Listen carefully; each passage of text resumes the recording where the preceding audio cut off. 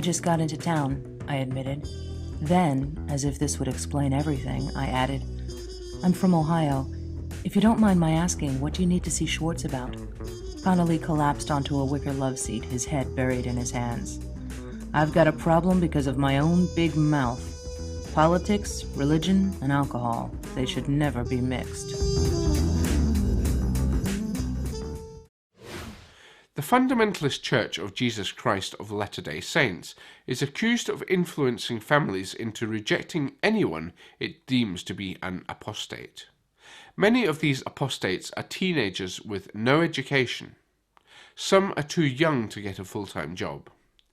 Without support from the families who shun them, these apostates are left to fend for themselves. They often end up in Utah's St. George area. The Safety Net Outreach Program is dedicated to helping those who have been rejected by their families or who have left the church. But the program needs more families who are willing to take in former church members. Jean Good, Safety Net's clinical case manager, says the ex-FLDS teens have very little information about the outside world. They were taught to be afraid of people who were not like them. They are much more successful if they stay with a family. Hiram Barlow, a former member of the church, said that family members of apostates are not supposed to talk to us or have any contact with us. We're actually the worst kind of people because apostates are worse than Gentiles. To learn more about the program, go to safetynetutah.org. The first episode of The Bible, a new show from the History Channel, is drawing big audiences. The 5-part miniseries was created by Survivor producer Mark Burnett and his wife Roma Downey, who starred in Touched by an Angel. Burnett, an avowed Christian, had this to say about his show.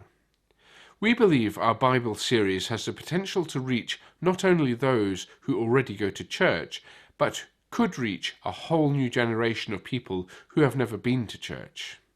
He added, people that may never have read the Bible will get to see those Bible stories in this series. Burnett has reached out to Protestant and Roman Catholic Church leaders and promoted his series as a teaching aid for use in sermons and Bible study groups.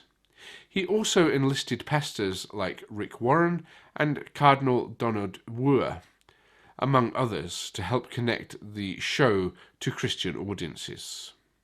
The first episode of the miniseries had more than 13 million viewers. As TV critic James Poniewozik noted, these are the kinds of numbers that get TV executives' attention, and attention in the TV business means copying. So don't be surprised to see more religious epics coming to TV stories aimed like the Bible miniseries at the comfort zone of believers.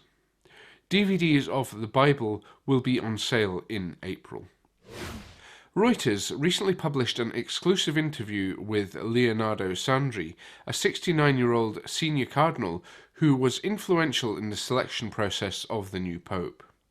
Sandri, who heads the Vatican Department for Eastern Catholic Churches, met with Reuters in his Vatican office, where he said, "The role of women in the world has increased, and this is something the Church has to ask itself about."